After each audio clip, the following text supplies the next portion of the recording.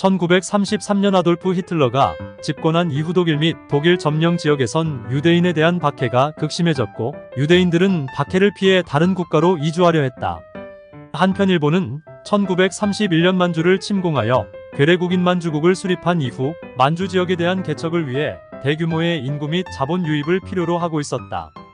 이때 유럽의 유대인들이 대거 이주를 계획하고 있다는 정보를 입수한 일본 정부 내의 일부 인사들은 만주 지역에 유대인들을 이주시킴으로써 만주 지역의 개발을 촉진하고 유대계 외국인 특히 미국인의 자본을 유치하려는 계획을 세웠는데 이것이 바로 보거계획이다.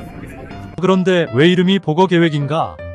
이 계획의 입안자들은 유대인 조직의 정보망 및 자금 능력을 매우 높이 평가했다. 따라서 이들은 유대인들에게 만주국이라는 도피처를 제공함으로써 유대계 인사들로부터 확실한 호혜 및 물질적인 지원을 약속받을 수 있다고 보았다. 계획의 명칭인 보거는 생선보고에서 따온 것으로 계획 입안자 중 한 명 이누즈 카제독이 연설에서 이 계획이 상당히 위험하긴 하지만 성공할 경우 큰 이득을 얻을 수 있다며 이를 맛이 좋지만 비싸고 맹독을 지닌 보거에 비유한 것에서 유래한다. 보거 계획의 폐지. 태평양 전쟁이 발발한 이후 1942년 일본은 유대인 이주에 대한 지원을 완전히 중지하고 유대인 대책 요강을 무효화했다. 독일 측의 선상하이 등 일본 점령지에 거주하는 유대인들을 처리사실상 학살을 의미할 것을 일본 측에 건의했으나 일본에서는 이를 거부하고 대신 게토에 유대인들을 수용하는 선으로 끝냈다. 1941년 12월 7일 일본의 진주만 공격으로 이 계획은 무산되고 만다. 하얼빈을 중심으로 활동한 2만여 명의 유대인들의 노력이 수포로 돌아가고 결국 1948년 현재 이스라엘이 건국된다.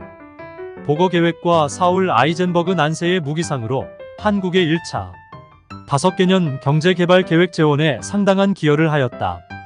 냉전 시대의 사우디아라비아의 무기상이었던 아드난 카쇼기와 쌍벽을 이루는 전설적인 국제 브로커였던 사울 아이젠버그 또한 소년 시절 독일에서 탈출하여 상하이를 거쳐 1941년 도쿄로 이주하게 된 배경에 보거 계획이 있는 것으로 보인다.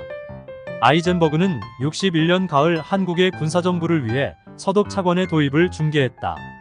당시 국제사회에서 한국에 차관을 주겠다는 나라는 없었다. 그럼에도 그가 주선한 차관은 62년부터 시작된 제1차 경제개발 5개년 계획 재원의 상당 부분을 충당해 주었다. 그는 전화교환기 설비, 화력발전소, 시멘트 공장, 원자로 도입 등 굵직한 사업에 필요한 외자, 도입을 주선했다.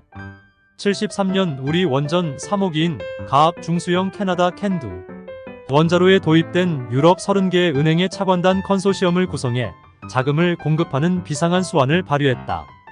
또한 월남에 억류되어 있던 이 대용 주월공사 구출에도 영향력을 행사하여 금탑 산업 훈장을 받기도 하였다.